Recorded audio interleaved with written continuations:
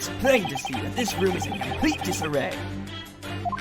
The bed, the table and chairs, the lamp, everything is upside down.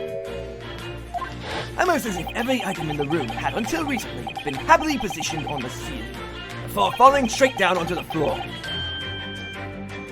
Every item in the room was on the ceiling? Are you suggesting that? Indeed, the key here is gravity.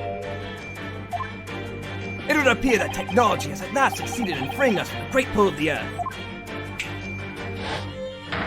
For the gravity in this room was reversed, and then suddenly restored to normality. Goodness! The inverted furniture clearly reveals the truth about the part gravity played in this whole business.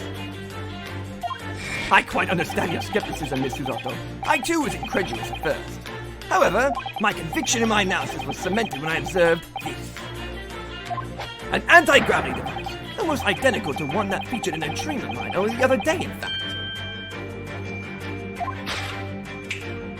But then why does it have a clock on it? A most relevant question indeed. That is a timing device that controls when the gravity direction will switch. There was clearly a requirement for the engineer to be able to restore normal gravity automatically. And the commotion we heard earlier from the other side of the door was the moment that restoration occurred. Yes, the reason why everything in here has been turned upside down is because of the anti-gravity device. So you see, we need look no further to explain the state in which we now find the room. The direction in which gravity acts in here was reversed by Mr. Drebber, before being restored to normality in an automatic fashion sometime later by the timing device. I have witnessed precisely this scene in a dream I once had when I fell out of bed.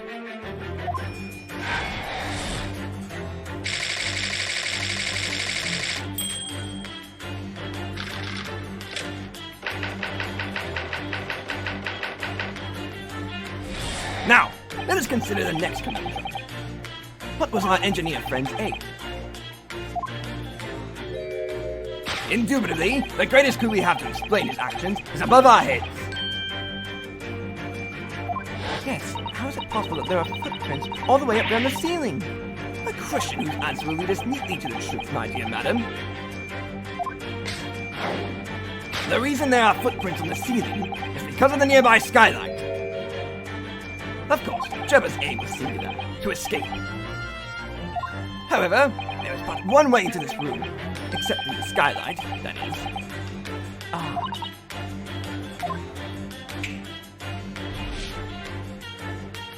By inverting the gravity meter, Drebber was able to fall conveniently to the ceiling, and make his escape via the otherwise inaccessible skylight, leaving those footprints behind on the way. But the ceiling in here is very high, Mr. Sholmes. If the gravity reversal was sudden, wouldn't Mr. Drebber have fallen up to the ceiling rather violently? Falling up is both scientifically and philosophically a rather interesting concept, I feel. But the man was cornered with nowhere to run, so escape through the skylight was his only option. You may recall that I found this in the room earlier, which I believe offers a solution. Oh, the rope! To reach the intended destination, what better tool than this rope? By anchoring one end to the wall, the man was able to lower himself safely to the ceiling. Which explains how Drebber was able to escape this room before our arrival. He reversed the pull of gravity and fled via the skylight. And personally, I should very much like to reverse the pull of gravity again now, just for fun.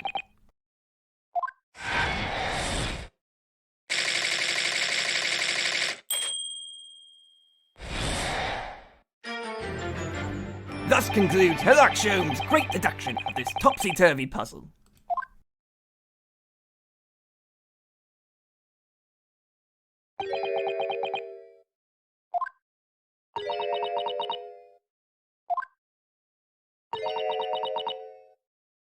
She's completely spellbound. Mr. Sholmes, there is just one thing that troubles me. I would expect nothing less. You're destined to be troubled by just one thing for the rest of your life. The thing is such a thing actually possible? An anti-gravity device, I mean. I would say that with man's current scientific knowledge at the turn of the 20th century, it's no more possible than instantaneous kinesis. But your whole deduction hinges on it! Ah, but my dear fellow, when you have eliminated the impossible, whatever remains must be the truth. However improbable it may seem. It's a marvelous line, wouldn't you agree? One of my more endearing pearls of wisdom. I and Iris come up with the exact phrasing. My original was, clumsy. Yes, I've a feeling I've read it in something that Miss Susotto lent me once. Objection! Actually, there is one other thing, Mr. Sholmes. Ah, spell's broken at last. The rope you found was on the floor, wasn't it? Indeed it was, in lonely coils near the wall. But if Mr. Drebber had used it to escape the way you described, wouldn't it still be tied to the wall?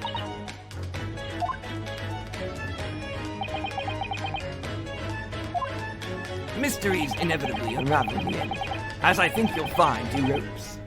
And as evidence of such, you need only look at the mystery we face in this room, now skillfully unraveled. That argument is as circular as the coils of rope. I think perhaps we might need to give Mr. Sholmes the usual little helping hand. I'm sure with some minor corrections, but great detectives' great deductions will lead us to the truth. Yes, you're right. And we must do it quickly, before Knock Drebber gets too far away. If you're ready, then let us resume. Herlcok Sholmes' logic and reasoning spectacular.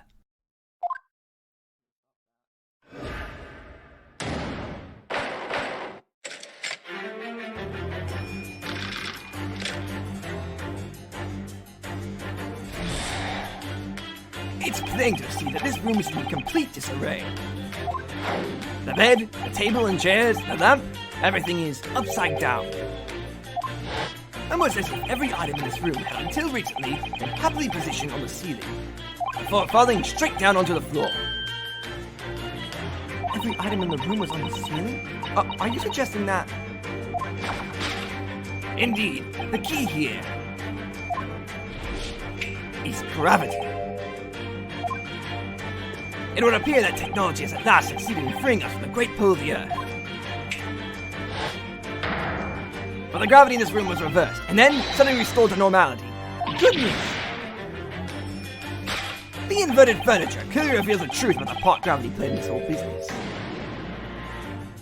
To think gravity could have been reversed in this very room, I find the whole idea utterly enthralling. Only Mrs. Sholmes could conceive of such an explanation, but the man himself admitted it was a scientific impossibility, so... Yes, you're quite right. We must completely discount the idea at once. Huh.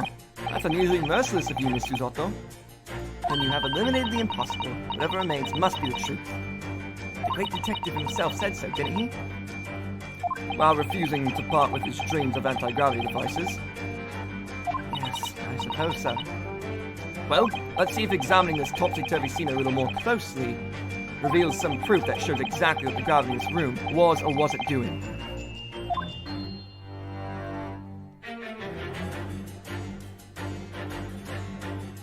Take that!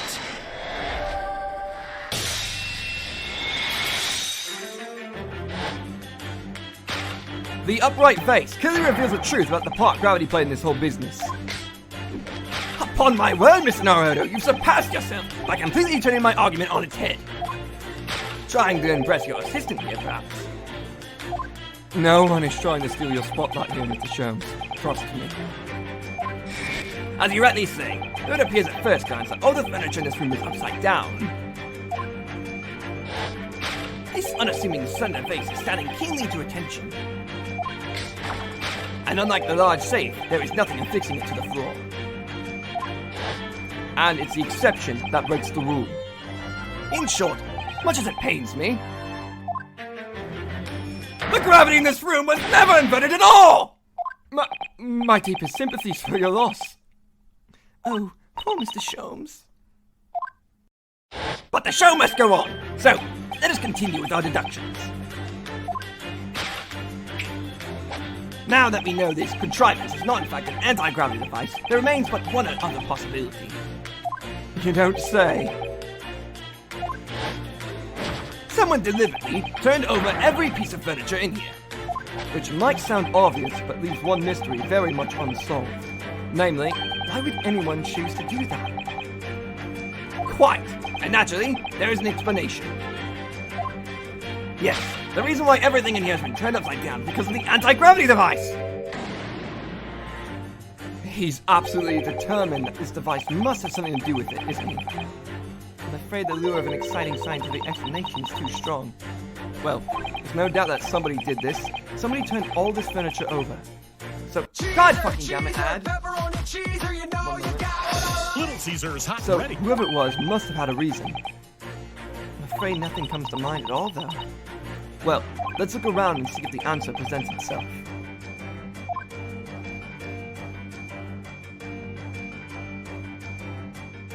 Take that!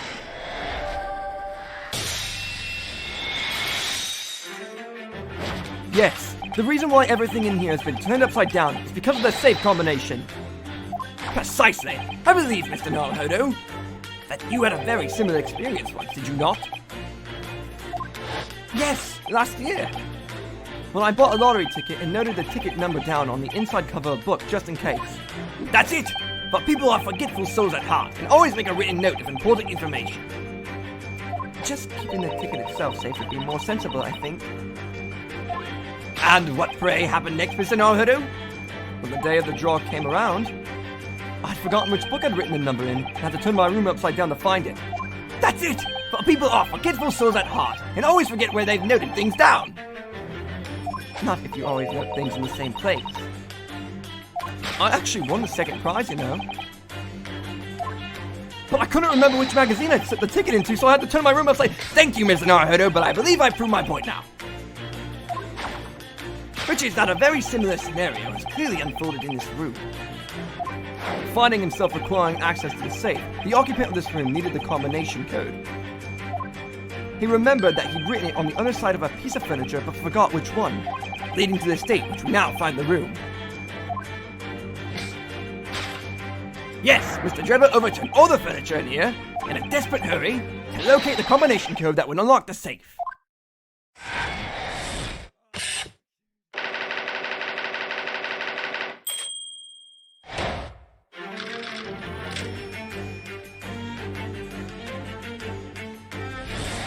Now, let us consider the next conundrum. What was our engineer friend's aim? Indubitably, the greatest clue we have to explain his actions is above our heads. Yes, how is it possible that there are footprints all the way up there on the ceiling? A question whose answer will lead us neatly to the truth, my dear madam. The reason there are footprints on the ceiling is because of the nearby skylight. Well, if a change in the direction of gravity can't explain it, then how did those footprints get there? Yes, I feel as though that particular mystery has just become even harder to solve. I can't think of any other way to explain it at all. Oh, life was so much simpler in those Herlcok days when gravity could be reversed. It was minutes ago, and those Herlcok days never existed in the first place. Well, I suppose we must simply put our faith in Mr. Sholmes and observe the area in more detail. Putting our faith in Mr. Sholmes is what gets us into these situations in the first place.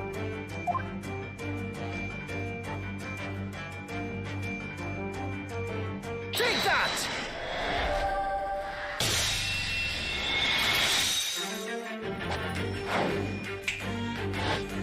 The reason there are footprints on the ceiling is because of the nearby shoe. And on closer inspection, there are clearly footprints all over the balloon as well. In other words, aim was never the skylight at all, but the balloon. But for what purpose? A green balloon. That seems somewhat familiar, doesn't it? Oh! There's a piece of a green balloon envelope that Mr. Naruhodo and Iris found at the scene. And inside the green balloon that Master Gotts claims he saw above the stage when the incident occurred was the second birdcage, the crux of the whole instantaneous kinesis deception. You mean to say... We assume the balloon in here is a model of the one used on the day. There is a strong possibility something may be concealed inside it.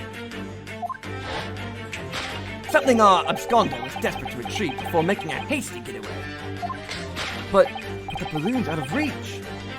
Hence why he resorted to a projectile, namely the shoe. Oh! Most probably, Drebber intended to tear a hole in the envelope by assailing it with the shoe. However, his efforts were thwarted when the shoe itself became a prison of those lofty heights. Oh dear. dear. We desperately need to examine that balloon. If only there was somewhere we can see inside. You may recall that I found this in the room earlier, which I believe offers a solution. Oh, the rope! To reach the intended destination, what better tool than this rope? Mr. Sholmes has managed to bring the deduction back to the rope. Alright, I have to admit, that was clever. So we just throw the rope up to the balloon and then pull it down to us on the ground. Which is much easier said than done, I feel. And could take us a very long time as well. True. Perhaps we need a more surefire method. In fact, we already have one, of course, don't we? Surefire, my bad.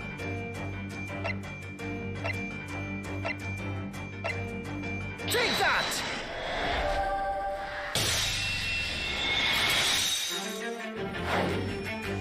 To reach the intended destination, what better tool than this crossbow? That was found at the scene, in fact. And in all likelihood, belongs to Mr. Drebber. If the man had only brought it away with him that day, he could have avoided losing a shoe at such a critical time as this. Fuck.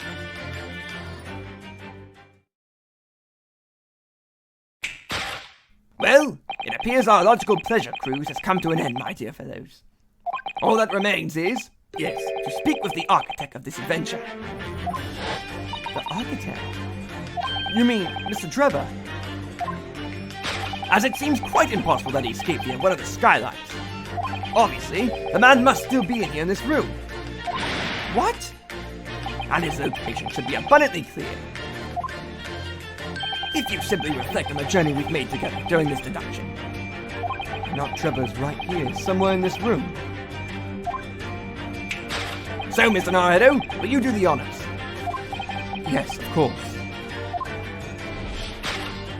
Mr. Drebber's hiding place must be the... God damn it, fucking ad.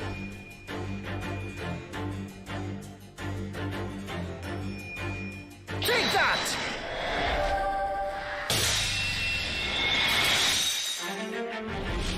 Before we gained access to this back room, we heard noises from in here. Which tells us that the engineer was still in the building at that point in time. He was in fact searching for the combination to his safe. And pressed for time, made no attempt to right the furniture that he overturned in the process. From which we can deduce that his search for the combination happened very recently indeed. In summary, Mr. Enoch Drebber,